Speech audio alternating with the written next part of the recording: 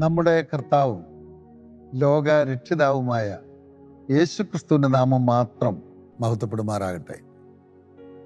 ലോകമെങ്ങുമുള്ള പൗരുഷൻ പ്രേക്ഷകരെ വളരെ സ്നേഹത്തോടെ, വളരെ ബഹുമാനത്തോടെ അനുഗ്രഹീതമായ ഈ ആത്മീയ ശുശ്രൂഷയിലേക്ക് സ്വാഗതം ചെയ്യുന്നു.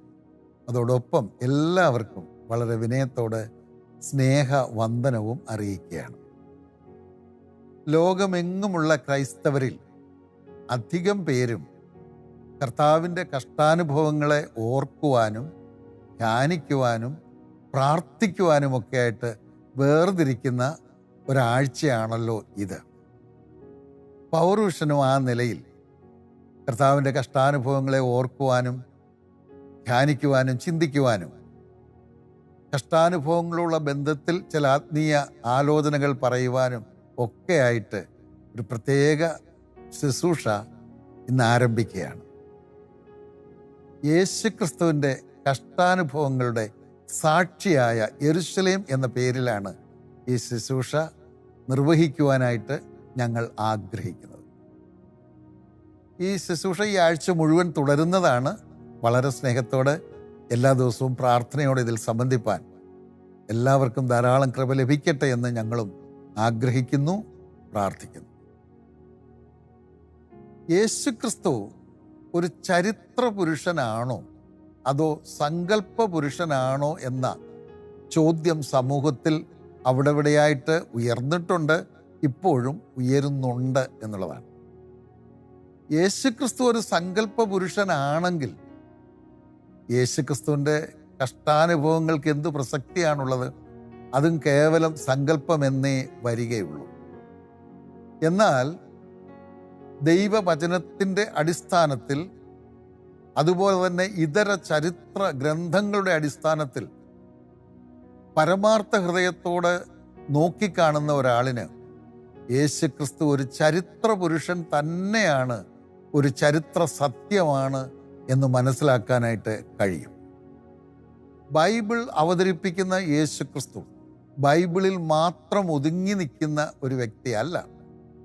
പകരം 1-ാം നൂറ്റാണ്ടിലെ ചരിത്രകാരനായ ജോസീഫസിൻ്റെ ചരിത്ര പുസ്തകങ്ങൾ പരിശോധിക്കാമെങ്കിൽ അതിൽ യേശുക്രിസ്തു ചരിത്ര പുരുഷൻ എന്ന നിലയിലുള്ള നിരവധി തെളിവുകൾ നമുക്ക് ലഭിക്കുന്നതാണ്.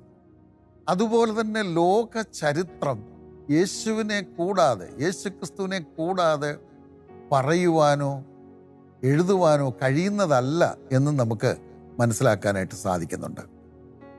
അതിനൊക്കെ അപ്പുറമായിട്ട് യെരുശലേമിലേക്ക് നാം ചെന്നാൽ, യെരുശലേമിലേക്ക് നാം പോവുകയാണെങ്കിൽ യേശുക്രിസ്തു ജനിച്ച ബേത്ലഹേം അവിടെയുണ്ട്.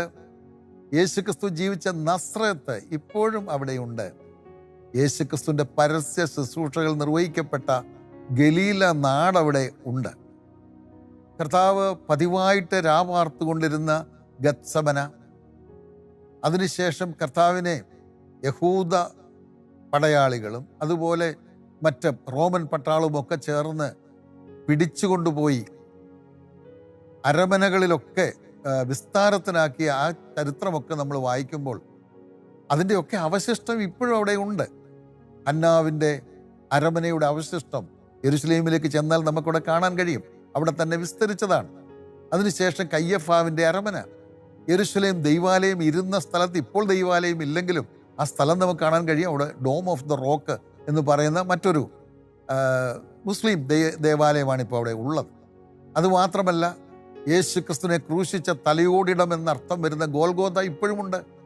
യേശുക്രിസ്തുവിനെ അടക്കിയ കല്ലറത്തോട്ടം, ഗാർഡൻ ടൂംബ് ഇപ്പോഴും നമുക്കവിടെ കാണാനായിട്ട് കഴിയും. അങ്ങനെ വേദപുസ്തകം പറയുന്നു എന്ന് മാത്രമല്ല, ഇതര ചരിത്ര ഗ്രന്ഥങ്ങളും അതുപോലെ തന്നെ ലോകത്തെ വിവിധ നിലകളിൽ ആകർഷിച്ച മഹാരഥന്മാരുടെ അഭിപ്രായങ്ങളും അംഗീകാരവും ഒക്കെ നമ്മൾ നോക്കിയാൽ യേശുക്രിസ്തു യാതൊരു സംശയവുമില്ല ഒരു ചരിത്ര പുരുഷൻ തന്നെ ആയിരുന്നു എന്ന് മനസ്സിലാക്കാൻ കഴിയും. അതുകൊണ്ട് തന്നെ കർത്താവിൻ്റെ കഷ്ടാനുഭവങ്ങളും ചരിത്ര സംഭവമാണ്, ചരിത്ര സത്യമാണ്. ഈ ദിവസങ്ങളിൽ കർത്താവിൻ്റെ കഷ്ടാനുഭവങ്ങളെ പറ്റിയാണ് പ്രധാനമായിട്ട് പറയുവാനായിട്ട് ആഗ്രഹിക്കുന്നത്. അത് ഞാൻ പറയുമ്പോൾ ഒരു കാര്യം കൂടെ ഓർമ്മിപ്പിക്കുന്നത് നന്നായിരിക്കും എന്ന് ഞാൻ വിചാരിക്കുകയാണ്. കേവലം ഒരു കേട്ട് കേൾവിയിൽ നിന്നല്ല ഈ വിഷയം സംസാരിക്കുന്നത്. പകരം ഈ കാര്യങ്ങളൊക്കെ മനസ്സിലാക്കുവാനും അറിയുവാനുമായി ഈ എളിയവനും യെരുശലേമിലേക്ക് പോവുകയും എല്ലാ പ്രിപ്പറേഷനോടും കൂടെ യെരുശലേമിലേക്ക് പോവുകയും ഞാൻ ഈ പറഞ്ഞ സ്ഥലങ്ങളൊക്കെ സന്ദർശിച്ച് ബോധ്യപ്പെടുവാൻ ഇടയായിട്ടുണ്ട്. അതിൻ്റെ അടിസ്ഥാനത്തിൽ കൂടെയാണ് ഞാൻ ഈ കാര്യങ്ങൾ ഈ വരുന്ന ദിവസങ്ങളിലൊക്കെ വിശദീകരിക്കുന്നത്. യേശുക്രിസ്തു ഒരു സങ്കല്പ പുരുഷനാണെന്ന് പറയുവാൻ വാസ്തവത്തിൽ ഒരു തെളിവുമില്ല എന്ന് വേണം പറയുവാൻ. എന്നാൽ യേശുക്രിസ്തു ഒരു ചരിത്ര പുരുഷനാണെന്ന് പറയുവാനും തെളിയിക്കുവാനും ആയിരക്കണക്കിന് തെളിവുകളുണ്ട് എന്നും കൂടെ ഓർമ്മിപ്പിക്കുവാൻ ഞാൻ ആഗ്രഹിക്കുകയാണ്. യേശുക്രിസ്തുവിനെ കൂടാതെ ലോക ചരിത്രമില്ല, ലോക ചരിത്രത്തിനൊരു പ്രസക്തിയുമില്ല എന്നുള്ളതാണ്. ഇന്ന് ഞാൻ പറയാനായിട്ട് ആഗ്രഹിക്കുന്നത്, യേശുക്രിസ്തു ഒരു ചരിത്ര പുരുഷനാണെന്ന് സമർത്ഥിക്കാൻ തക്കവണ്ണം ചില ആത്മീയ ചിന്തകൾ, ചില കാര്യങ്ങളാണ് ബൈബിളിൽ നിന്നും ഒക്കെ ആയിട്ട് ഞാൻ ഓർമ്മിപ്പിക്കുവാൻ ആഗ്രഹിക്കുന്നത്. കർത്താവ് അനുവദിക്കുന്ന പക്ഷം നമ്മൾ അടുത്ത ദിവസം മുതൽ കർത്താവിൻ്റെ കഷ്ടാനുഭവങ്ങളെപ്പറ്റി വളരെ സിസ്റ്റമാറ്റിക്കായിട്ട്, എന്ന് പറഞ്ഞാൽ ഒന്നാമത് താൻ എവിടെയാണ് കഷ്ടം അനുഭവിച്ചത്, അല്ലെങ്കിൽ ഗത്സമന, അതിനുശേഷം ഹന്നാവിൻ്റെ അരമന, അതിനുശേഷം കയ്യഫാവിൻ്റെ അരമന, അതിനുശേഷം യഹൂദ മത കോടതിയായ സൻഹിദ്രീം സംഘത്തിൻ്റെ അവിടുത്തെ വിചാരണ, അതിനുശേഷം പീലാത്തോസിൻ്റെ കൊട്ടാരത്തിൽ നടന്ന വിസ്താരവും മറ്റും, അതിനുശേഷം ഹെരോദാവിൻ്റെ അവിടെ, തിരിച്ച് വീണ്ടും പീലാത്തോസിൻ്റെ അവിടേക്ക് വരുന്നു, അവിടെ നിന്ന് കാൽവറിയിലേക്ക്. ഈ കാര്യങ്ങളൊക്കെ വളരെ സിസ്റ്റമാറ്റിക്കായിട്ട് ബൈബിളിൻ്റെ അടിസ്ഥാനത്തിലും അതുപോലെ തന്നെ ഈ എളിയവൻ പോയി കണ്ട് ബോധ്യപ്പെട്ട, എഴുതിയെടുത്ത് മനസ്സിലാക്കിയ കാര്യങ്ങളുടെ അടിസ്ഥാനത്തിലുമാണ് പറയുവാനായിട്ട് ആഗ്രഹിക്കുന്നത്.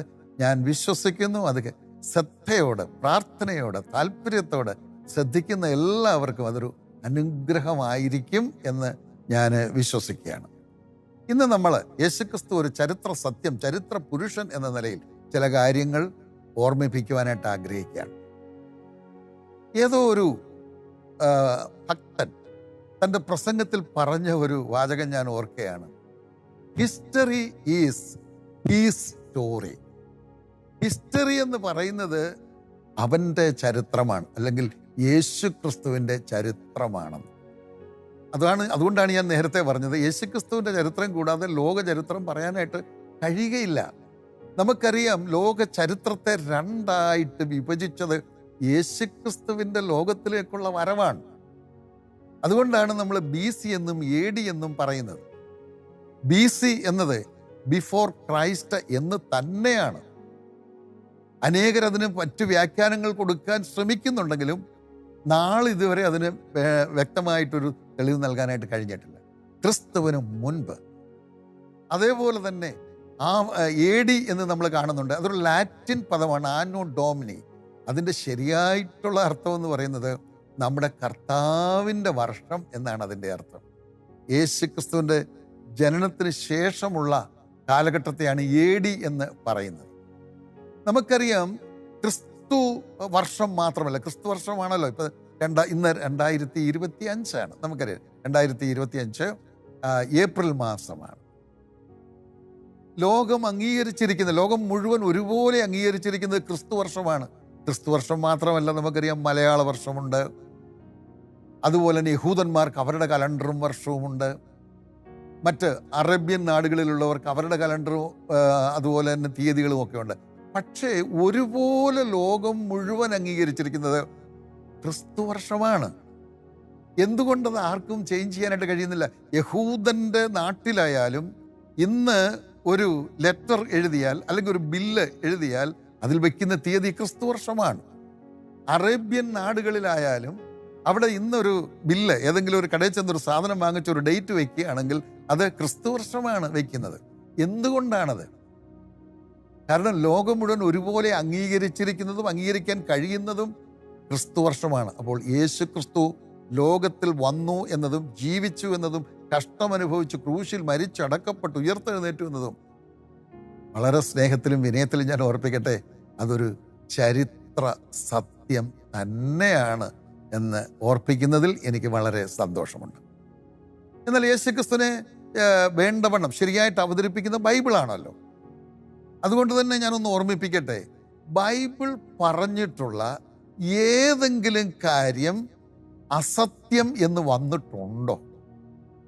ബൈബിൾ പറഞ്ഞിട്ടുള്ള ചിലത് കാര്യങ്ങളൊക്കെ അത് എഴുതിയ കാലത്തോ, അതായത് മനുഷ്യരായ നമുക്ക് വേണ്ടി എഴുതിയ കാലത്തോ, അല്ലെങ്കിൽ ഇന്നേക്കൊരു 50 വർഷങ്ങൾക്ക് മുൻപോ ചിന്തിക്കുന്ന പക്ഷം, വായിക്കുന്ന പക്ഷം മണ്ടത്തരമാണെന്ന് തോന്നും. അങ്ങനെ പല കാര്യങ്ങളുണ്ട്, ചിലത് ഞാൻ ഓർപ്പിക്കാം. എന്നാൽ ഇന്ന് ഒരു കയ്യിൽ ബൈബിൾ എടുക്കൂ, മറു കയ്യിൽ ഈ ലോക സംഭവങ്ങളൊക്കെ ഒന്ന് പരിശോധിച്ച് നോക്കൂ. നമുക്കൊരു കാര്യം മനസ്സിലാകും, ബൈബിൾ എന്ത് പറഞ്ഞോ അതുപോലെയാണ് എല്ലാ കാര്യങ്ങളും, എല്ലാ സംഭവങ്ങളും നടക്കുന്നത് എന്ന് മനസ്സിലാക്കാൻ സാധിക്കും. അതുകൊണ്ട് തന്നെ ബൈബിൾ പറഞ്ഞതും പറഞ്ഞ കാലത്തോ ഇന്നേക്കൊരു 50 വർഷങ്ങൾക്ക് മുൻപോ ഒരു നിലയിലും വിശ്വസിക്കാൻ കഴിയാതിരുന്ന കാര്യങ്ങൾ ഇന്ന് യാതൊരു സംശയവുമില്ലാതെ വിശ്വസിക്കത്തക്കവണ്ണം സത്യമായി വന്നിരിക്കുന്നു എന്നതിന് ചില തെളിവുകൾ പറയുവാനായിട്ട് ഞാൻ ആഗ്രഹിക്കുകയാണ്. യേശുക്രിസ്തുവിൻ്റെ ജനനത്തെപ്പറ്റി, യേശുക്രിസ്തു ജനിക്കുന്നതിന് വർഷങ്ങൾക്ക് മുൻപ് പറഞ്ഞിട്ടുണ്ട്. ബൈബിളിലാണ് പറഞ്ഞിരിക്കുന്നത്. ആ പറഞ്ഞതുപോലെ തന്നെ സംഭവിച്ചിട്ടുണ്ട്. ഞാൻ ആ വാക്യങ്ങൾ മുഴുവൻ പറയുന്നില്ല, പക്ഷെ വാക്യങ്ങളുടെ റഫറൻസ് ഞാൻ പറയും. കാരണം ഇത് ശ്രദ്ധയോടെ കേൾക്കുന്ന അനേകരുണ്ടെന്ന് എനിക്കറിയാം. ഇത് ഒരു നല്ല പഠനമായിട്ട് ഇരിക്കും എന്നും കൂടെ ഞാൻ ഓർമ്മിപ്പിക്കട്ടെ. ഇത് ശ്രദ്ധിക്കുകയും കുറിച്ചെടുക്കുകയും ഒക്കെ ചെയ്യുന്നവർക്ക് ഒരു നല്ല പഠനമായി കൂടെ ഇരിക്കും. യേശുക്രിസ്തു ജനിക്കുന്നതിന് 4000 വർഷങ്ങൾക്ക് മുമ്പ് ഉൽപ്പത്തി പുസ്തകം 3-ാം അധ്യായം 15-ാം വാക്യത്തിൽ യഹോവയായ ദൈവം തന്നെ പറഞ്ഞിരിക്കുന്ന ഒരു കാര്യമാണ്, മനുഷ്യൻ പാപം ചെയ്ത ശേഷം, അല്ലെങ്കിൽ മനുഷ്യനെ പിശാച് പാപത്തിൽ വീഴ്ത്തിയ ശേഷം പിശാചിനോട് യഹോവയായ ദൈവം സംസാരിക്കുമ്പോൾ അവിടെ ഒരു പ്രയോഗമുണ്ട്, സ്ത്രീയുടെ സന്തതി എന്നൊരു പ്രയോഗമുണ്ട്. സ്ത്രീയുടെ സന്തതി, അത് ലോകത്തിൽ ആർക്കെങ്കിലും അത് അംഗീകരിക്കാനോ വിശ്വസിക്കാനോ കഴിയുമോ? സ്ത്രീയുടെ സന്തതിയായി ഒരാൾ ജനിക്കും എന്ന് പറഞ്ഞാൽ നമുക്കറിയാം, നമ്മളെല്ലാം സ്ത്രീ പുരുഷന്മാരിൽ നിന്ന് ജനിക്കുന്നവരാണ്. നമ്മളെക്കുറിച്ച് ആരെക്കുറിച്ച് സ്ത്രീയുടെ സന്തതി എന്ന് പറയാൻ കഴിയില്ല. എന്നാൽ ഒരു സ്ത്രീയുടെ സന്തതി വരുമെന്ന് പറഞ്ഞു. യേശുക്രിസ്തുവിൻ്റെ ജനനം അതൊരു സ്ത്രീയുടെ സന്തതിയായിട്ടാണ് ജനിച്ചിരിക്കുന്നത്. പുരുഷന്റെ യാതൊരു വിധമായ സാന്നിധ്യമോ പുരുഷന്റെ ഏതെങ്കിലും തരത്തിലുള്ള ഇടപെടലോ ഇല്ലാതെ ജനിച്ച ഒരേ ഒരു വ്യക്തി യേശുക്രിസ്തുവാണ്. അത് എഴുതിയ കാലത്ത് ആർക്കത് അംഗീകരിക്കാനും വിശ്വസിക്കാനും കഴിയും? അത് യേശുക്രിസ്തു ജനിക്കുന്നതിന് 4000 വർഷങ്ങൾക്ക് മുൻപ് നടന്ന പ്രസ്താവനയാണ്. യേശുക്രിസ്തു ജനിക്കുന്നതിന് 750 വർഷങ്ങൾക്ക് മുൻപ് ജീവിച്ചിരുന്ന വ്യക്തിയാണ് യെശയ്യാവ് എന്ന് പറയുന്ന ആള്. അദ്ദേഹത്തിൻ്റെ പ്രവചന പുസ്തകത്തിൽ 7-ാം അധ്യായം 14-ാം വാക്യത്തിൽ കന്യക ഗർഭിണിയായി ഒരു മകനെ പ്രസവിക്കും എന്ന് എഴുതിയിട്ടുണ്ട്. ആർക്കെങ്കിലും അത് അംഗീകരിക്കാൻ കഴിയും? ഒരു കന്യക ഗർഭിണിയാകുക, എങ്ങനെ അത് വിശ്വസിക്കാനായിട്ട് കഴിയും? എങ്ങനെ അത് അംഗീകരിക്കാൻ കഴിയും?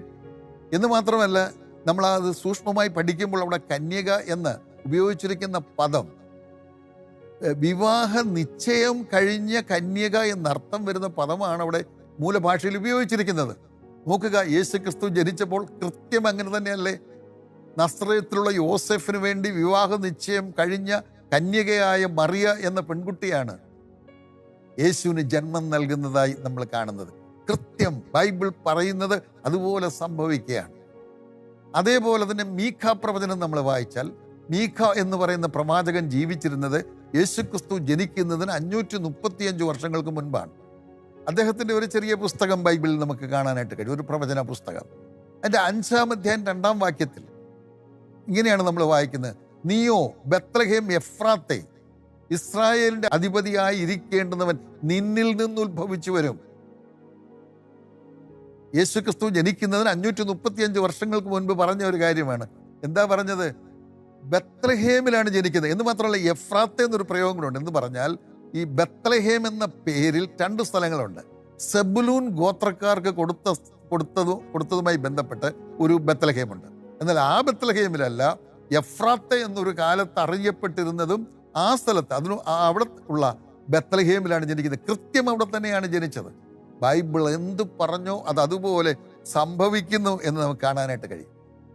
ഇനി മത്തായിയുടെ സുവിശേഷത്തിലേക്ക് വരുമ്പോൾ, മത്തായിയുടെ സുവിശേഷം എഴുതിയത് 1-ാം നൂറ്റാണ്ടിലാണ്, ആദ്യ പകുതിയിലാണ്. AD 45 എന്നൊക്കെ നമുക്ക് പറയാനായിട്ട് സാധിക്കും. AD 45 അവിടെ എഴുതിയിരിക്കുന്ന ഒരു കാര്യമുണ്ട്. 24 അധ്യായം 24:14 അവിടെ എഴുതിയിരിക്കുന്നത്, അന്ന് യെരുശലേമിൽ പ്രസംഗിക്കുന്ന, ഞാൻ അതിൻ്റെ ആശയം അങ്ങ് പറയുകയാണ്, യെരുശലേമിൽ നിന്ന് 2 പേര് പ്രസംഗിക്കും. അത് ന്യായമായിട്ടും എബ്രായ ഭാഷയിലാണ് പ്രസംഗിക്കുന്നത്. അവർക്ക് 3.5 വർഷമാണ് പ്രസംഗിക്കാൻ ദൈവം അനുവാദം കൊടുത്തിരിക്കുന്നത്. 3.5 വർഷം അവർ അവിടെ തന്നെ നിന്നാണ് പ്രസംഗിക്കുന്നതെന്ന്, അവർ അവിടെ തന്നെയാണ് മരിച്ചു വീഴുന്നതെന്ന് വെളിപ്പാട് പുസ്തകം 11 അധ്യായത്തിൽ എഴുതിയിട്ടുണ്ട്. അതിൽ നിന്ന് മനസ്സിലാക്കാം. പക്ഷേ അവിടെ എഴുതിയിരിക്കുന്നത് അവരവിടെ പ്രസംഗിക്കുന്നത് ലോകം മുഴുവൻ കേൾക്കപ്പെടുമെന്നാണ്. ഇന്നത് മനസ്സിലാക്കാൻ ഒരു പ്രയാസമില്ല. ഇന്നേക്ക് 50-60 വർഷങ്ങൾക്ക് മുൻപ് തെറ്റാണെന്ന് നമുക്ക് തോന്നും. എങ്ങനെയാണ് യെരുശലേമിൽ പ്രസംഗിക്കുന്നത് ലോകം മുഴുവൻ കേൾക്കുന്നത്? ലോകം മുഴുവൻ കേൾക്കുമെന്ന് മാത്രമല്ല, ഇന്നത്തെ പുതിയ ടെക്നോളജി അനുസരിച്ചിട്ട് അത് നമുക്ക് മനസ്സിലാക്കാനായിട്ട് സാധിക്കുന്ന ഒരു കാര്യമുണ്ട്.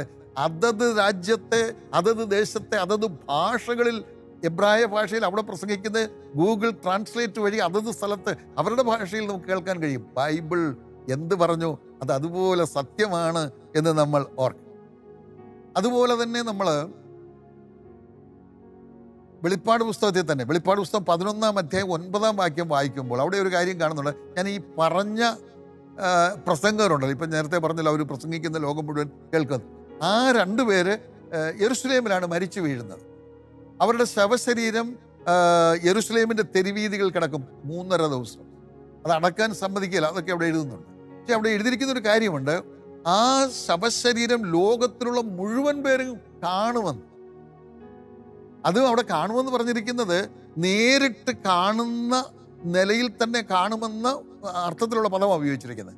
എന്ന് പറഞ്ഞാൽ ഇന്നേക്കൊരു 50 വർഷം 60-70 വർഷം മുമ്പ് ആർക്കെങ്കിലും അത് വിശ്വസിക്കാൻ കഴിയും? നമ്മൾ പറയും, അതിനെന്നെ കാണുന്നതിനെ ലോകത്തിൻ്റെ ഏത് ഭാഗത്തുള്ള നമ്മൾ കണ്ടുകൊണ്ടിരിക്കുകയല്ലേ. വെർച്വൽ റിയാലിറ്റി വഴി നമ്മൾ നേരിട്ട് കാണുന്ന ദൃശ്യ അനുഭവമല്ലേ നമുക്കിപ്പോൾ ലഭിക്കുന്നത്. ബൈബിൾ എന്ത് പറഞ്ഞോ അത് മുഴുവൻ സത്യമായി ഭവിക്കുന്നു എന്നുള്ളതാണ്. ഇനി വെളിപ്പാട് പുസ്തകം 13 അധ്യായം അതിൻ്റെ 15 വരുമ്പോൾ അവിടെ പ്രതിമ സംസാരിക്കുന്നതായി കാണുന്നുണ്ട്. അത്രയും മാത്രമേ ഞാനിപ്പോൾ എടുക്കുന്നുള്ളൂ. അവിടെ വേറെയും കാര്യങ്ങൾ പറയുന്നുണ്ട്. ഇന്ന് പ്രതിമ സംസാരിക്കുമെന്ന് പറഞ്ഞാൽ നമുക്ക് അത്ഭുതം വല്ലതും ഉണ്ടോ? പ്രതിമ സംസാരിക്കല്ല, എല്ലാ ജോലിയും ചെയ്യും, ഓപ്പറേഷൻ വരെ ചെയ്യുന്നു. മെക്കാനിക്കൽ വർക്കുകളെല്ലാം, കാറിൻ്റെ ഇപ്പം മാനുഫാക്ചറിങ്ങിലൊക്കെ കൂടുതൽ ഉപയോഗിക്കുന്ന റോബോട്ട്സിനെയാണ്, പ്രതിമയാണ്. ബൈബിൾ പറഞ്ഞത് ഇന്നേക്കൊരു 50-60 വർഷം മുമ്പ് ആരെങ്കിലും അത് വിശ്വസിക്കുമോ? ബൈബിൾ എന്തു പറഞ്ഞു അതതുപോലെ സത്യമായി ഭവിക്കുമ്പോൾ, ഞാൻ പറഞ്ഞു വരുന്നത് എന്താണെന്നറിയാമോ? ബൈബിൾ അവതരിപ്പിക്കുന്ന യേശു ക്രിസ്തു, ബൈബിൾ പറഞ്ഞിരിക്കുന്ന യേശു ക്രിസ്തു സത്യമാണ്, ചരിത്ര സത്യമാണ് എന്നുള്ളതാണ്. അത് ഓർമ്മിപ്പിക്കാൻ വേണ്ടിയാണ് ഞാനത് പറഞ്ഞു എന്ന് മാത്രമേ ഉള്ളൂ. നമ്മൾ പത്രോസിൻ്റെ ലേഖനം വായിക്കുകയാണെങ്കിൽ, പത്രോസിൻ്റെ 2-ാമത്തെ ലേഖനം 3 അധ്യായം 10 അവിടെ നമ്മൾ പ്രത്യേകമായിട്ട് വായിക്കുന്ന ഒരു കാര്യം ഇങ്ങനെയുണ്ട്, മൂലപദാർത്ഥങ്ങൾ കത്തി അഴിയും എന്ന് നമ്മളവിടെ വായിക്കുന്നുണ്ട്. മൂലപദാർത്ഥങ്ങൾ കത്തി അഴിയും. അതായത് ഈ ഭൂമിക്ക് സ്വർഗത്തിലെ ദൈവം ഒരു മാറ്റം വരുത്തുമ്പോൾ ഈ ഭൂമിയെ ശുദ്ധീകരിക്കുന്ന അഗ്നിപ്രളയം കൊണ്ടാണ്. ആ സമയവുമായി ബന്ധപ്പെട്ടാണ് പറഞ്ഞിരിക്കുന്നത് മൂലപദാർത്ഥങ്ങൾ കത്തിയഴിയും. ആ മൂലപദാർത്ഥം എന്നുള്ള ആറ്റംസ് എന്നുള്ള അർത്ഥത്തിലാണ്. ആറ്റംസ് വിഭജിക്കാൻ കഴിയുമെന്നാണ് എഴുതി വെച്ചിരിക്കുന്നത്. പത്രോസ് ആ ലേഖനം എഴുതിയത് മിക്കവാറും AD 68 1-ാം നൂറ്റാണ്ടിലാണ്, ഇതിൻ്റെ 2-ാം പകുതിയിലാണ് എഴുതിയത്. അദ്ദേഹം പറയുകയാണ് ആറ്റംസ് വിഭജിക്കാൻ കഴിയുമെന്ന്. നമുക്കറിയാം 1939 ഞാൻ ഓർക്കുന്നു. ഞാൻ ശാസ്ത്ര വിദ്യാർത്ഥിയൊന്നുമല്ല, ഓർമ്മയിൽ നിന്നാണ് പറയുന്നത്. തെറ്റിപ്പോയെങ്കിൽ ക്ഷമിക്കണം. ഒരു കാലഘട്ടം വരെ 1939 ഞാൻ വിശ്വസിക്കുന്നു. 1939 വരെ പഠിപ്പിച്ചിരുന്നത് എന്താണെന്നറിയാമോ? ഈ ലോകശാസ്ത്രം പഠിപ്പിച്ചിരുന്നത് ആറ്റംസ് വിഭജിക്കാൻ കഴിയുകയില്ലെന്നാണ്. എന്നാൽ ബൈബിളിൽ 1-ാം നൂറ്റാണ്ടിൽ എഴുതി വെച്ചിട്ടുണ്ട് ആറ്റംസ് വിഭജിക്കാൻ കഴിയുമെന്ന്. ആറ്റംസ് വിഭജിച്ചില്ലേ? ആറ്റംസ് വിഭജിക്കാൻ കഴിയുമെന്ന് കണ്ടുപിടിച്ചു. ബൈബിൾ പറയുന്നത്, ഞാൻ സാധാരണ പറയുന്നൊരു കാര്യമുണ്ട്, എൻ്റെ ബൈബിൾ മീൻസ് ബൈബിൾ, ദൈവത്തിൻ്റെ പുസ്തകം, അത് പറയുന്നത് കണ്ണുമടച്ച് വിശ്വസിക്കാം, യാതൊരു സംശയവും വേണ്ട. ഇന്നത് ചിലപ്പോൾ നമുക്ക് ശരിയല്ലെന്നോ യുക്തിക്ക് നിരക്കുന്നില്ലെന്നോ തോന്നിയാൽ നാളെ അല്ലെങ്കിൽ അടുത്ത ദിവസങ്ങളിൽ അത് സത്യമായി തന്നെ വരും. അത്രയ്ക്ക് പരിശുദ്ധമാണ്, അത്രയ്ക്ക് സത്യമാണ് ബൈബിൾ. അതുകൊണ്ട് തന്നെ യേശു ക്രിസ്തു ചരിത്ര പുരുഷൻ തന്നെയാണ്. അതുകൊണ്ട് തന്നെ യേശു ക്രിസ്തുവിൻ്റെ കഷ്ടാനുഭവങ്ങൾ ചരിത്ര സത്യങ്ങളാണ്. ഒരു കാര്യം കൂടെ ആ നിലയിൽ ഓർപ്പിക്കുവാൻ ഞാൻ ആഗ്രഹിക്കുകയാണ്. ദാനിയേൽ പ്രവചനം എന്ന ഒരു പുസ്തകമുണ്ട്. പഴയ നിയമത്തിൽ ദാനിയേൽ പ്രവചനം. യേശു ക്രിസ്തുവിന് ഏതാണ്ട് 600 വർഷങ്ങൾക്ക് മുൻപ് ജീവിച്ചിരുന്ന ഒരു വ്യക്തിയാണ് ദാനിയേൽ എന്ന് പറയുന്ന ആൾ. അദ്ദേഹത്തിൻ്റെ പുസ്തകം 9-ാം അധ്യായത്തിൻ്റെ 26-ാം വാക്യത്തിൽ ഇങ്ങനെ എഴുതിയിട്ടുണ്ട്, 69 ആഴ്ചവട്ടം കഴിയുമ്പോൾ അഭിഷിക്തൻ ഛേദിക്കപ്പെടുമെന്ന്. അത് ശ്രദ്ധിച്ചൊന്ന് കേൾക്കണം. ഒരുപക്ഷെ നേരത്തെയൊക്കെ കേട്ടിട്ടുള്ളവർ ഉണ്ടാകും, ഇല്ലാത്തവരും ഉണ്ടല്ലോ, അതുകൊണ്ടാണ് പറഞ്ഞത്. ശ്രദ്ധിച്ച് കേൾക്കണം. അവിടെ എഴുതിയിരിക്കണം, നിങ്ങൾ പിന്നെ വായിച്ചു നോക്കണം. എനിക്ക് എല്ലാ വാക്യങ്ങളും എടുത്ത് വായിച്ച് പറയുന്നതിന് ചില പരിമിതികളുണ്ട്, അതുകൊണ്ടാണ്. അവിടെ എഴുതിയിരിക്കുകയാണ് 7ഉം 62 എന്നൊക്കെയുള്ള ഒരു പ്രയോഗം. അതാണ് 62, 7, 69, 69 ആഴ്ചവട്ടം. ഒരാഴ്ചവട്ടം 7 വർഷമാണ്. അപ്പോൾ 69 ആഴ്ചവട്ടം എന്ന് പറഞ്ഞാൽ 483 വർഷമാണ്. അപ്പോൾ 483 വർഷം കഴിയുമ്പോൾ അഭിഷിക്തൻ ഛേദിക്കപ്പെടും. അഭിഷിക്തൻ എന്ന് പറയുന്നത് യേശുക്രിസ്തുവാണ്. ക്രിസ്തു എന്ന പദം ചിലപ്പോഴൊക്കെ നമ്മൾ ഓർത്തിട്ടുണ്ട്, അത് ഗ്രീക്ക് പദമാണ്. ക്രിസ്റ്റോസ് എന്ന് പറയുന്ന ഗ്രീക്ക് വാക്കിനെ ഇംഗ്ലീഷീകരിച്ച് ക്രൈസ്റ്റും, അല്ലെങ്കിൽ ട്രാൻസിറ്റലൈസേഷൻ ചെയ്തിട്ട് ക്രൈസ്റ്റും, അത് മലയാളീകരിച്ച് നമ്മൾ ക്രിസ്തു എന്നും പറയും. അതിൻ്റെ എബ്രായ വാക്കെന്ന് പറയുന്നത് മശീഹ എന്നുള്ളതാണ്. മശീഹ എന്ന വാക്ക് നമ്മൾ മലയാളത്തിൽ പറയുന്നത് അഭിഷിക്തൻ എന്ന് പറയും. അപ്പോൾ യേശുക്രിസ്തുവിനെയാണ് അവിടെ അഭിഷിക്തൻ എന്ന് പറയുന്നത്. അഭിഷിക്തൻ എന്ന് ഛേദിക്കപ്പെടും 483 വർഷം കഴിയുമ്പോൾ. എന്നു മുതൽ അതവിടെ പറഞ്ഞിട്ടുണ്ട്. യെരൂശലേമിനെ പുതുക്കിപ്പണിയാനുള്ള കൽപ്പന പുറപ്പെടുന്നത് മുതൽ 483 വർഷം കഴിയുമ്പോൾ യേശുക്രിസ്തു ക്രൂശിക്കപ്പെടുമെന്നാണ് പറഞ്ഞിരിക്കുന്നത്. എന്നാ കൽപ്പന പുറപ്പെട്ടത്? അത് BC 445-ലാണ്. ചരിത്രത്തിലുണ്ടത്. ബൈബിള് മാത്രമല്ല, ചരിത്രം പരിശോധിച്ച് നോക്കിയാട്ടെ, ലോക ചരിത്രം പരിശോധിച്ച് നോക്കിയാൽ BC 445 യെരൂശലേം ദൈവാലയം പണിയാനായിട്ട് നെഹമ്യാവിൻ്റെ കാലത്ത് അർത്തഗിഷഷ്ട രാജാവ് എന്ന് പറയുന്ന പാർസി രാജാവ് കൽപ്പന പുറപ്പെടുവിച്ചായിട്ട് കാണാൻ കഴിയും. അന്നു മുതൽ യഹൂദൻ്റെ വർഷമനുസരിച്ചുള്ള 483 വർഷങ്ങളൊന്ന് കണക്ക് കൂട്ടി നോക്കിയാട്ട്, അങ്ങനെ നോക്കിയാൽ AD 30 ഏപ്രിൽ എന്ന് വരും യേശു ക്രിസ്തു ക്രൂശിക്കപ്പെട്ടത് എന്നാണ്. എത്ര കൃത്യമാണെന്ന് നോക്കുക. യേശു ക്രിസ്തുവിൻ്റെ ക്രൂശീകരണത്തെപ്പറ്റി ബൈബിൾ പറഞ്ഞത്, മുന്നമേ പറഞ്ഞത്, യേശു ക്രിസ്തു ജനിക്കുന്നതിന് ഏകദേശം 600 വർഷങ്ങൾക്ക്, 500-ലധികം വർഷങ്ങൾക്ക് മുൻപാണ് ദാനിയേൽ അത് എഴുതി വെച്ചിരിക്കുന്നത്. ദാനിയേലിനെ കൊണ്ട് ദൈവം എഴുതിച്ചത്. അത് അതുപോലെ സംഭവിച്ചിരിക്കുകയാണ്. യേശു ക്രിസ്തു കൃത്യമായിട്ട് ഏതാണ്ട് AD, ആ കണക്കനുസരിച്ച് വരുമ്പോൾ അത് തന്നെയാണ് ഡേറ്റ് എന്നാണ് പൊതുവെ പറയപ്പെടുന്നത്. AD 30 April. ഡേറ്റും കൂടെ ചില വേദപഠിതാക്കൾ പറയുന്നുണ്ട് ഏപ്രിൽ 17-ാം തീയതി എന്നൊക്കെ പറയുന്നുണ്ട്, 17 18 എന്ന് പറയുന്നുണ്ട്. എനിവേ, എങ്ങനെയായാലും ആ പറഞ്ഞത് അതുപോലെ സംഭവിച്ചു. ഞാൻ എന്താ പറഞ്ഞു വരുന്നതെന്ന് മനസ്സിലായല്ലോ. ബൈബിൾ അവതരിപ്പിക്കുന്ന കർത്താവായ യേശു ക്രിസ്തു, ബൈബിളിൽ കർത്താവിൻ്റെ ജനനവും ജീവിതവും കഷ്ടാനുഭവങ്ങളും മരണവും അടക്കപ്പെടലും ഉയർത്തെഴുന്നേൽപ്പെല്ലാം ബൈബിളിൽ വളരെ വ്യക്തമായി പറഞ്ഞിട്ടുണ്ട്. അത് സത്യമാണ്, ചരിത്ര സത്യമാണ്. ബൈബിൾ പറയുന്നത് ഒന്നും തെറ്റിപ്പോയിട്ടില്ല എന്നതിനാൽ ബൈബിൾ അവതരിപ്പിക്കുന്ന, ബൈബിൾ പ്രസന്റ് ചെയ്യുന്ന കർത്താവായ യേശു ക്രിസ്തു ചരിത്ര പുരുഷനാണെന്ന് ഞാൻ ഓർമ്മിപ്പിക്കുകയാണ്.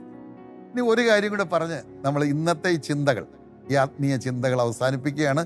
ഇതിനെ തുടർന്ന് നാളെ മുതൽ നമ്മൾ കഷ്ടാനുഭവങ്ങളെ പറ്റി, കർത്താവിൻ്റെ കഷ്ടാനുഭവങ്ങളെ പറ്റിയുള്ള കാര്യങ്ങളാണ് വളരെ, ഞാൻ നേരത്തെ പറഞ്ഞ അടുക്കും ചിട്ടയുമായിട്ട് കൃത്യമായി ഓരോ സ്ഥലത്തും താൻ അനുഭവിച്ച കഷ്ടാനുഭവങ്ങളുടെ ഒരു ചിത്രം ഒന്ന് വരച്ച് കാണിക്കുവാനായിട്ട് വരച്ച് കാണിക്കാൻ, വാഗ്മയ ചിത്രം ആയിട്ട് പറയുവാൻ, വാക്കുകളിലൂടെ പറയുവാനായിട്ട് ആഗ്രഹിക്കണം.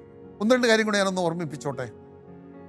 അതെന്താ എന്ന് ചോദിച്ചാൽ, യേശു കർത്താവ് ആണല്ലോ ഈ ക്രിസ്തു മാർഗം ആരംഭിച്ചത്. ക്രിസ്തു മതമല്ല. സ്നേഹത്തിൽ ഞങ്ങളൊന്ന് ഓർമ്മിപ്പിച്ചോട്ടെ, ക്രിസ്തു മതം എന്നൊരു മതം ഇല്ല. ക്രിസ്തു മതവുമല്ല. മതം എന്ന വാക്കിൻ്റെ അർത്ഥം അഭിപ്രായം എന്നാണ്. യേശുക്രിസ്തുവിൻ്റെ വാക്കുകളെ നമ്മൾ പരിശോധിച്ച് നോക്കുക, ബൈബിൾ മുഴുവൻ പരിശോധിച്ച് നോക്കുക, ഒരിടത്തും താൻ ഒരു അഭിപ്രായവും പറഞ്ഞിട്ടില്ല. പറഞ്ഞിട്ടുള്ളതൊക്കെ കൽപ്പനയാണ്. കാരണം താൻ രാജാവാണ്, രാജാവായി പിറന്നവനാ. അങ്ങനെ ലോക ചരിത്രത്തിൽ ആരുമില്ല രാജാവായി ജനിച്ചിട്ട് പിന്നെ രാജാവായവരുണ്ട്. പക്ഷെ ഇതങ്ങനെയല്ല, രാജാവായി തന്നെ പിറന്നവനാണ്. അതുകൊണ്ട് തന്നെ തൻ്റെ വാക്കുകളെല്ലാം തന്നെ കൽപ്പനകളായിരുന്നു, ഒന്നും അഭിപ്രായമല്ല. അതുകൊണ്ട് തന്നെ താൻ മതസ്ഥാപകനല്ല, മതം സ്ഥാപിച്ചിട്ടില്ല. ശരിക്കും ക്രിസ്തു മതമെന്നൊരു മതം ഇല്ല എന്നും കൂടെ പറയുവാൻ ഓർപ്പിക്കാൻ. എന്നാൽ എന്തുണ്ട്? ക്രിസ്തു മാർഗമുണ്ട്. കർത്താവ് തന്നെ പറഞ്ഞ ഒരു കാര്യമുണ്ട്. യോഹന്നാന്റെ സുവിശേഷം 14-ാം അധ്യായം 6-ാം വാക്യത്തിൽ, ഞാൻ വഴിയും സത്യവും ജീവനും ആകുന്നു. ഞാനാണ് വഴി. യേശു കർത്താവ് പറഞ്ഞു, ഞാനാണ് മാർഗം, ഞാനാണ് വഴി. സ്വർഗത്തിലേക്കുള്ള വഴി ഞാനാണ്, പിതാവായ ദൈവത്തിങ്കിലേക്കുള്ള വഴി ഞാനാണ്, പാപമോചനത്തിനുള്ള വഴി ഞാനാണ്, രക്ഷയ്ക്കുള്ള വഴി ഞാനാണ്, മോക്ഷത്തിനുള്ള വഴി ഞാനാണ്. ഇതാണ് പറഞ്ഞത്. അങ്ങനെ ഒരു മാർഗമാണ് ക്രിസ്തു സ്ഥാപിച്ചത് അല്ലെങ്കിൽ തുറന്നത് എന്ന് ഞാൻ സ്നേഹത്തിൽ ഓർപ്പിക്കട്ടെ. അങ്ങനെ ആ ക്രിസ്തു മാർഗം ആരംഭിച്ച അതിൻ്റെ ഉപജ്ഞാതാവെന്ന് പറയാവുന്ന ക്രിസ്തുവിനെ 3.5 കൊല്ലത്തിനുള്ളിൽ, തൻ്റെ പ്രവർത്തനം തുടങ്ങി 3.5 കൊല്ലത്തിനുള്ളിൽ കൊന്നുകളഞ്ഞു. ക്രിസ്തു ശിഷ്യന്മാര്, പ്രധാനമായിട്ട് 12 ശിഷ്യന്മാര്, അവരെ തുടർന്നുള്ള 70 വർഷങ്ങൾക്കുള്ളിൽ 1-ാം നൂറ്റാണ്ട് തീരുന്നതിന് മുൻപ് തന്നെ അവരെ എല്ലാം കൊന്നുകളഞ്ഞു എന്ന് കാണാൻ കഴിയും. പക്ഷേ ലോകത്തിലേക്കൊന്ന് നോക്കിയാട്ട് ക്രിസ്തു മാർഗം ആരംഭിച്ച ക്രിസ്തുവിനെ 3.5 കൊല്ലത്തിനുള്ളിൽ കൊന്നുകളഞ്ഞെങ്കിൽ, തൻ്റെ ശിഷ്യന്മാരെ തുടർന്നുള്ള 70 വർഷങ്ങൾക്കുള്ളിൽ കൊന്നുകളഞ്ഞെങ്കിൽ, ഈ മാർഗം അവസാനിച്ചു പോകേണ്ടതല്ലേ? ലോകത്തിൽ ക്രിസ്തു വിശ്വാസികളില്ലാത്ത ഒരൊറ്റ രാജ്യം പോലും ഇല്ല എന്ന് പറയുവാൻ എനിക്ക് സന്തോഷമുണ്ട്. ഞാൻ ചില വർഷങ്ങൾ അറേബ്യൻ നാട്ടിൽ, ഏത് രാജ്യമെന്നൊന്നും പറയുന്നില്ല, ചിലപ്പോൾ അതിനൊക്കെ പരിമിതികളുള്ളവർ, രാജ്യത്ത് ഞാൻ ജീവിച്ചിട്ടുണ്ട്, ജോലിയായിട്ട് ജീവിച്ചിട്ടുണ്ട്. ചില വർഷങ്ങൾക്ക് മുൻപാണ്. അന്ന് ഞാൻ ഒരു മ്യൂസിക് കടയിൽ നിൽക്കുമ്പോൾ അവിടെ ഒരു അറബി ആയിട്ടുള്ള അദ്ദേഹത്തിൻ്റെ കുപ്പായമിട്ട് അദ്ദേഹം ഒരു ചെറുപ്പക്കാരനാണ് ആ കടയിൽ, ആ മ്യൂസിക് ഇൻസ്ട്രുമെൻ്റ് ഒക്കെ വിൽക്കുന്ന കടയിൽ വന്നു. അദ്ദേഹം ഒരു കീബോർഡ് പരിശോധിക്കാനായിട്ട് അദ്ദേഹം ചെന്നിട്ട് ആ കീബോർഡിൻ്റെ അവിടെ ഇരുന്ന് അദ്ദേഹം പാടുകയാണ്. അപ്പോൾ ഞാനും അവിടെ തന്നെ മ്യൂസിക്കിനോടൊക്കെ എനിക്ക് ഇച്ചിരി ഇഷ്ടമുള്ളതുകൊണ്ട് ഞാൻ നോക്കാനായിട്ട് പോയതാണ്. അദ്ദേഹം പാടിയ പാട്ടിനനുസരിച്ചു അമേസിങ് ഗ്രേസ് എന്ന് തുടങ്ങുന്ന അനുഗ്രഹീതമായ ഇംഗ്ലീഷ് ക്രിസ്ത്യൻ പാട്ടാണ് പാടിയത്. അപ്പോൾ അത് കഴിഞ്ഞിട്ട് അദ്ദേഹം വായിച്ചത് ആ കീബോർഡിൽ. അത് കഴിഞ്ഞിട്ട് ഞാൻ അദ്ദേഹത്തോട് ചോദിക്കുകയുണ്ടായി, ഈ പാട്ട് എവിടെ നിന്ന് പഠിച്ചു? അദ്ദേഹം പറഞ്ഞു, ഞാൻ ലണ്ടനിലാണ് ഈ കഴിഞ്ഞ കുറേ വർഷങ്ങളായിട്ട് പഠിച്ചത്, അവിടെ നിന്ന് ഞാൻ പഠിച്ച പാട്ടാണ്, എന്നെ വല്ലാതെ ആകർഷിച്ചു, എന്നെ ആകർഷിച്ച വ്യക്തിത്വമാണ് യേശു ക്രിസ്തു എന്ന് അദ്ദേഹം പറയുണ്ടായി. നോക്കുക, ലോകത്തിൽ എവിടെയും ക്രിസ്തുവിനെ അംഗീകരിക്കുന്നവരും അംഗീകരിച്ചവരും ഉണ്ട് എന്ന് കാണാൻ കഴിയും. കാരണം അതൊരു ചരിത്ര സത്യം. ഞാൻ ഇങ്ങനെ പറയട്ടെ, എൻ്റെ കൃത്യകണക്കൊന്നുമല്ല ഞാൻ പറയുന്നത്. ഇന്ന് ലോകത്തിലുള്ള ജനസംഖ്യയിൽ ഒരു 65% ക്രിസ്തു വിശ്വാസികളാണ്. നമ്മൾ ഓർക്കണം, 3.5 കൊല്ലത്തിനുള്ളിൽ അതിൻ്റെ നേതാവിനെ കൊന്നുകളഞ്ഞു. അന്ന് തന്നോട് കൂടെ ശുശ്രൂഷയിൽ ഉണ്ടായിരുന്നവരെ 1-ാം നൂറ്റാണ്ടിൽ തന്നെ കൊന്നുകളഞ്ഞു. ഇന്ന് നമ്മൾ 20-ാം നൂറ്റാണ്ട് 21-ാം നൂറ്റാണ്ടിലേക്കൊക്കെ എത്തി നിൽക്കുമ്പോൾ ലോകം മുഴുവൻ അത് പടർന്ന് പന്തലിച്ചു കൊണ്ടാണ് ഇരിക്കുന്നത്. ഇന്നും ഞാൻ വിശ്വസിക്കുകയാണ്, ഞാൻ എൻ്റെ ഒരു മനസ്സിലാക്കലും കണക്കൂട്ടൽ അനുസരിച്ച് ഓരോ ദിവസവും 50,000-ത്തിലധികം പേരെങ്കിലും ഈ ലോകത്തിൻ്റെ വിവിധ ഭാഗങ്ങളിൽ ഈ സത്യം സ്വീകരിച്ചുകൊണ്ട് ക്രിസ്തു വിശ്വാസത്തിലേക്ക് വരുന്നുണ്ട്. ഈ ക്രിസ്തു വിശ്വാസം ഒന്നിട്ട് ഗ്രൂപ്പായിട്ടൊന്നും വരാൻ കഴിയുന്നില്ല. ഓരോരുത്തരും വ്യക്തികളായി യേശു ക്രിസ്തു എൻ്റെ പാപത്തിൻ്റെ പരിഹാരത്തിന് വേണ്ടി മരിച്ചു, അടക്കപ്പെട്ടു, ഉയർത്തെഴുന്നേറ്റു, ഈ ചരിത്ര സത്യം ഞാൻ വിശ്വസിക്കുന്നു എന്ന് പറയുന്നവർ മാത്രമാണ് ക്രിസ്തു വിശ്വാസത്തിലേക്ക് വരുന്നത്. അങ്ങനെ കുറഞ്ഞ പക്ഷം ഒരു 50,000 പേർ ഓരോ ദിവസവും ക്രിസ്തുവിനെ പറ്റി പ്രതിപാദിക്കുന്ന, ബൈബിളിൻ്റെ കേന്ദ്രബിന്ദു യേശു ക്രിസ്തുവാണ്. ക്രിസ്തുവിനെ പറ്റി പ്രതിപാദിക്കുന്ന ബൈബിൾ, ലോകത്തിലെ ഏറ്റവും അധികം പ്രിന്റ് ചെയ്യുന്നത് പുസ്തകം ബൈബിളാണെന്ന് ഓർക്കണം. ഏറ്റവും അധികം വിറ്റഴിക്കപ്പെടുന്നത് ബൈബിളാണെന്ന് ഓർക്കണം. ഏറ്റവും അധികം ട്രാൻസ്ലേറ്റ് ചെയ്തിരിക്കുന്ന ബൈബിളാണെന്ന് ഓർക്കണം. ഏറ്റവും അധികം വിലയുള്ള പുസ്തകം ബൈബിളാണെന്ന് ഓർക്കണം. ഏറ്റവും വില കുറച്ച് വിൽക്കുന്നത് ബൈബിളാണെന്ന് ഓർക്കണം. ഞാൻ പറഞ്ഞു വന്നതിൻ്റെയൊക്കെ ആശയം എന്താണെന്ന് ചോദിച്ചാൽ, യേശു ക്രിസ്തു ഒരു ചരിത്ര പുരുഷനാണ്, ചരിത്ര സത്യമാണ്. യേശു ക്രിസ്തുവിന്റെ ജീവിതം ചരിത്രമാണ്. യേശു ക്രിസ്തുവിന്റെ കഷ്ടാനുഭവങ്ങൾ ചരിത്രമാണ്. ഈ ദിവസങ്ങളിൽ നമ്മളത് ധ്യാനിക്കുകയാണ്, ഈ ദിവസങ്ങളിൽ നമ്മളത് ഓർക്കുകയാണ് വളരെ കൃത്യമായിട്ട്. ഞാൻ നേരത്തെ പറഞ്ഞതുപോലെ കേവലം കേട്ടറിവിൻ്റെ അടിസ്ഥാനത്തിൽ മാത്രമല്ല, ഈ ചരിത്ര സത്യങ്ങളൊന്ന് മനസ്സിലാക്കാൻ ഒന്നുള്ള ആഗ്രഹത്തോടു കൂടെ ശരിയായ നോട്ടുകൾ പ്രിപ്പയർ ചെയ്തുകൊണ്ട് തന്നെ, ശരിയായ ഞാൻ ഒരു കയ്യിൽ ബുക്കും മറുകൈയിൽ പേനയുമായിട്ടാണ് ഞാൻ 10 ദിവസങ്ങൾ ആ സ്ഥലത്ത് സഞ്ചരിച്ച് കണ്ടതും കേട്ടതും മനസ്സിലാക്കിയതും ബോധ്യപ്പെട്ടതുമായ കാര്യങ്ങൾ ബൈബിളിനോട് ചേർത്ത് വെച്ചുകൊണ്ട് നിങ്ങളോട് പങ്കുവയ്ക്കാനായിട്ട് ആഗ്രഹിക്കുകയാണ്. വരുന്ന ദിവസങ്ങളിൽ പ്രാർത്ഥനയോടെ നമുക്ക് ഒരുമിച്ച് ദൈവസന്നിധിയിലേക്ക് വന്നാട്ട് ഈ സമയത്ത് അത് തുടരുകയാണ്. ഈ അടുത്ത ദിവസങ്ങളൊക്കെ നമ്മൾ ഈ ആഴ്ച, കൃഷ്ണാനുഭവ ആഴ്ച തീരുന്നവരെ ഈ ശുശ്രൂഷ തുടരുവാൻ ആഗ്രഹിച്ചുകൊണ്ടാണ് ഞങ്ങൾ പ്രാർത്ഥനയോട് നമ്മളിത് ആരംഭിച്ചിരിക്കുന്നത്. എല്ലാവരും പ്രാർത്ഥനയോട് വന്നാട്ട് നമുക്ക് ഒരുമിച്ച് ആ കാര്യങ്ങളൊക്കെ ഓർക്കാൻ, ചിന്തിക്കാം. കർത്താവിൻ്റെ നാമം അതുമാത്രം മഹത്വപ്പെടാൻ ഇടയാകട്ടെ. ആമേൻ.